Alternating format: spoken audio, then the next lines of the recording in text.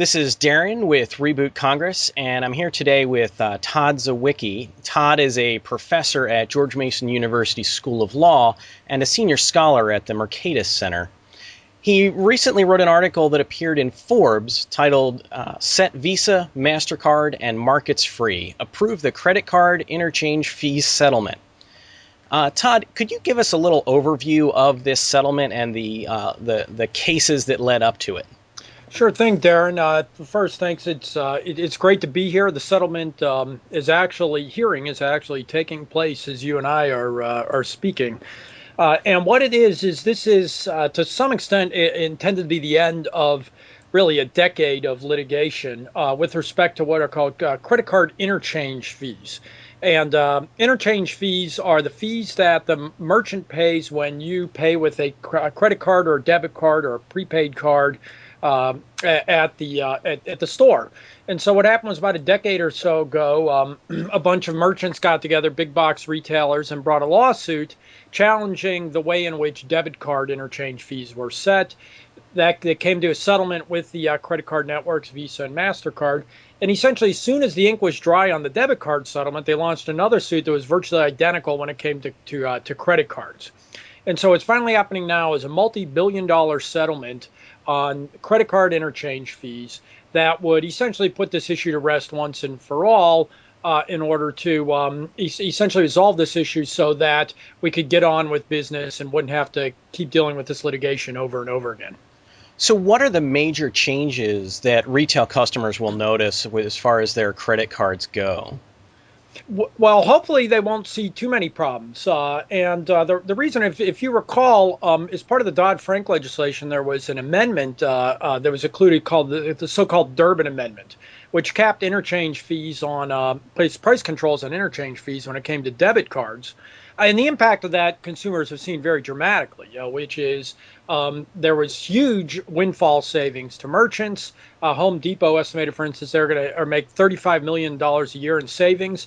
None of that apparently has been passed on to consumers. What consumers have seen, of course, is much higher bank fees and erosion of free checking. And we've all heard about this in the news.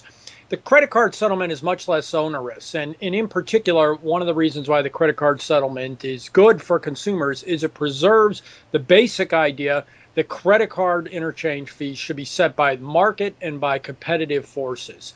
And so while there are some effects around the margin, that'll be the main impact, as consumers will still continue to get credit cards, they'll still continue to get rewards in the kind of things that they've gotten used to. The only thing that consumers might see is it gives a new power to merchants to be able to surcharge the use of credit cards. So if essentially add a fee on if they want to. And consumers obviously can vote with their pocketbook about that. If a merchant starts trying to impose a surcharge on you for using your credit card, then you can obviously just go somewhere else. But that might be the main thing that consumers might see. Now, how long have retailers been arguing for the ability to add a credit card surcharge to the purchases of credit card buyers? For a very long time, and in other countries, retailers have gotten that right, and it's turned out to be a very bad deal for consumers, which is that merchants, for instance, in England and Australia, as soon as they got the right to surcharge, they ended up surcharging way above any cost that it would cost them.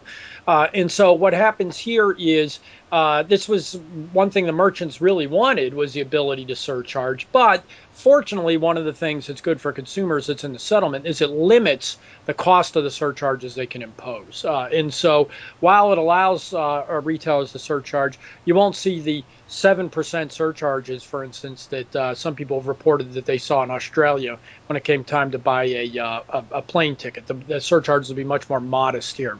Okay. Now, with respect to the retailers, you mentioned that the big box retailers have been particularly organized in opposition to this and have basically claimed that the credit card companies, Visa and MasterCard, I think in particular, have acted monopolistically. What's their case, and why do you reject it? It's there's a real confusion when it comes to their case, and I think one of the reasons why most of the merchants are settling is they realize it's not a very good case. Their argument is pretty simple, which is they argue that there are only two real credit card networks that process most of the transactions, Visa and MasterCard, and they believe that what that does is essentially forces merchants to pay higher interchange fees than they otherwise might. Now, facially, the whole argument's kind of absurd, right? Which is the idea that what credit card issuers are doing is getting together and deciding that they're going to beat up on Home Depot, Walmart, and Target just so that they can give away free credit cards and frequent flyer miles to the rest of us. Doesn't sound like a very plausible antitrust theory, and in fact, it's not. The key to understanding this case is what credit card markets are an example of what people refer to as a two-sided market, which is a platform that balances two sides of the market. So if you want to get the idea intuitively, think about a newspaper. Right, with a newspaper, basically what a newspaper is a vehicle for linking up advertisers with readers. And advertisers, as a result, subsidize our ability to read the newspaper. We pay less than it costs to produce the newspaper because the merchants who advertise pay more. And that's basically the way this process works for credit cards, is that you're trying to balance the two revenue streams from consumers on one hand and merchants on the other. And basically what it comes down to is merchants want to get all the benefits of credit cards, which are huge, obviously, while at the same time they basically don't want to bear the costs. And that's pretty much what this comes down to. And I think the court has responded skeptically, according to reports, to the theory that there is some real antitrust problem here. Okay.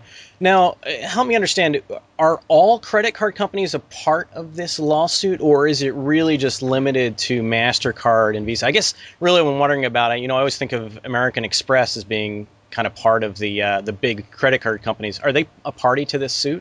They are not, and that just shows further how kind of odd the case is, and it's because it just has to do with the nature of the way in which Visa and MasterCard work, which is that they are essentially more or less consortiums of banks. And so the argument is that there are a whole bunch of banks that are getting together to collude. But as you know, Darren, very well, these interchange fees, these fees that get paid from the merchant to the issuer, American Express has something exactly like that, as we all know. And in fact, American Express is essentially effective interchange fee is higher than Visa and MasterCards. And so the idea that that Visa and MasterCard are the problem when American Express is out there, who's not a party to the case, and has even higher interchange fees, shows how confused the whole case is. And what we know with American Express is, the lesson here is that American Express is costly for merchants to accept, so a lot of merchants don't accept it. They just say that the costs are too high. Other merchants usually do accept it because they think it's worth the cost, and that's how this process works. Interesting. So how do credit card companies ultimately set the interchange fees? What they do is they've got some 200 different fees, and what it is essentially, rather than having, say, I don't know what the latest numbers are, but some 6,000 banks in the country issue some variety of MasterCard, for instance, I believe it is. Rather than having each of those 6,000 banks negotiate with every single retailer in America, right, from Walmart down to your local deli, what happens is MasterCard says basically, all right, if you are a drugstore and you want to take MasterCard, your interchange fee is going to be, say 1.3% of the transaction. So wait a minute. You're telling me that the interchange fee is actually a function of the retail vertical that is being charged the fee? It's a function. It's set by the networks, either MasterCard or Visa. And what it does is they set it to basically coordinate these 6,000 banks on one hand with the tens of thousands of merchants on the other hand who accept these cards. And so MasterCard basically says, look, CVS, if you want to take MasterCard, you've got to pay, say, 1.2% of the transaction to the bank that issued the consumer's card. The rates are lower, or at least historically were lower for, say, grocery stores, higher for high-end department stores, and based on a lot of different factors. But basically what it is just sort of a default price that coordinates these two sides of the market, rather than requiring 6,000 banks to each sit down individually with every single credit card merchant and negotiate a different fee. Right. No, that makes sense. I guess I was surprised to realize I thought that the interchange fee was set for all retailers, but what I'm hearing is that in fact different retailers have different interchange fees, and there's some formula for figuring that out. So that's Usually it varies by the market segment, and so it's much more complicated than just one flat fee. It depends a lot on so grocery stores, for instance, are lower margin operations and high and kind of higher volume, and so they end up getting a lower interchange fee if you're a grocery store than it might be for some other company, or say an online retailer who has very high rates of fraud, and online retailers may have a higher interchange fee to make up for that. Oh, interesting. So what is the proposed remedy that's set forth in this settlement? So the settlement has a variety of different factors. It gives several $billion of damages to the members of the class, and the class are just about every retailer in America that accepts MasterCard and Visa, if they accept it. The second thing is it gives a short-term reduction in interchange fees to all merchants. And it also gives merchants the right to surcharge according to the terms that we described. But the main thing and the main bone of contention is that would essentially permanently enjoin any further litigation on interchange fees. And the reason they're doing this is obvious, which is, as I said, the merchants previously had sued on debit cards. And as soon as there was a settlement on debit cards, they brought a lawsuit on credit cards. And so I think what the judge here is basically saying is enough is enough. You can't just bring these cases over and over again. And so the main thing, the main bone of contention is that sort of permanent injunction against bringing further antitrust actions to challenge the way in which these fees are set. Interesting. So, help me understand. You mentioned that there's some damages in this settlement. What are those damages for? Like, what was the wrong that they're there to correct? So it's just it's your typical legal settlement, which is that obviously the networks, Visa and MasterCard, are acknowledging that they didn't do anything wrong, but basically what the merchants' allegation was that because of the merchants' claim, because there were these antitrust violations over the past many years, we were forced to overpay on interchange fees, and so it's basically they were claiming damages for the belief that they had overpaid on interchange fees in the past, and so that's basically what that is just a resolution of the merchant's claim for damages, and I think it comes to about $6 or $7 billion is what will be paid out.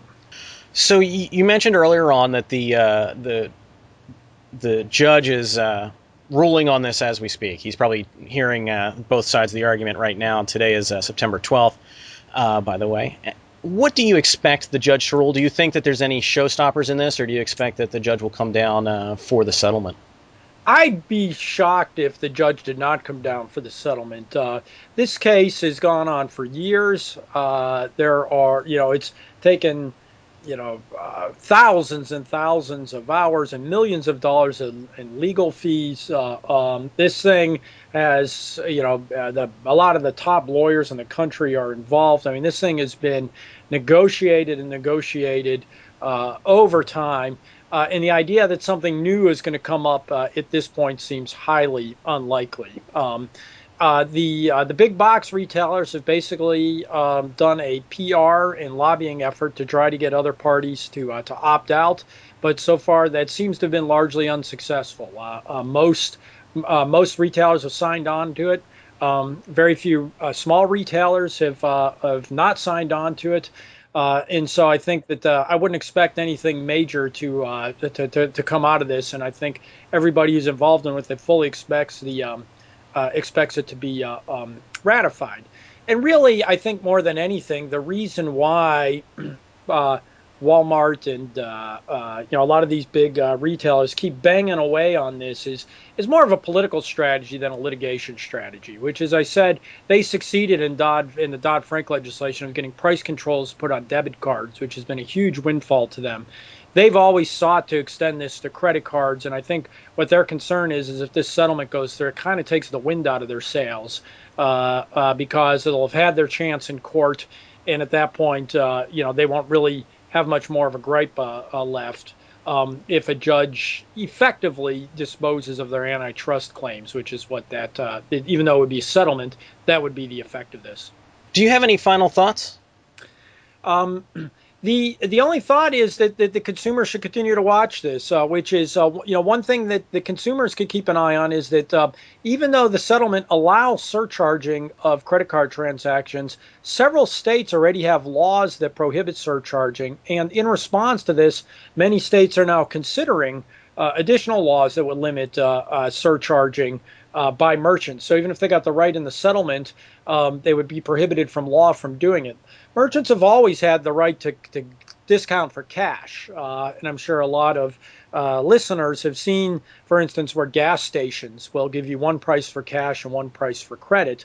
But merchants have always wanted this right to surcharge, even though they could discount for cash. And I think the main reason is it gives them the opportunity to ambush us when we show up at the register. The second thing is that the Durbin Amendment, which I mentioned, continues to sit out there and continues to be a problem. And over the long run, we can't really have a system where debit cards are subject to price controls, but credit cards are not. And that may be the political equilibrium we're stuck in, but it's a terrible economic equilibrium. So eventually, hopefully, Congress will revisit price controls on debit cards and roll that back, which I think would be a great boon for consumers. Is there anything states could do about that, or is that something that really does have to be addressed at the federal level? Well, the Durbin Amendment now is at the federal level. As I said, states are acting to limit surcharging, which doesn't have a federal regulation on it. It would just be part of the settlement. But with respect to the Durbin Amendment, there's not a lot states can do. But what we're seeing is we're seeing that impact as consumers are seeing higher bank fees, and many lower income consumers are really taking the brunt of that as they're getting hit by higher bank fees. They're being dropped out of the mainstream banking system and turning to payday lenders, pawn shops, and those kind of organizations have just been booming as a response to federal regulations on debit cards and credit cards. Thanks. Today, my guest has been Todd Zywicki. He's a professor at George Mason University and a senior scholar at the Mercatus Center. Thanks for your time, Todd. Thanks, Darren.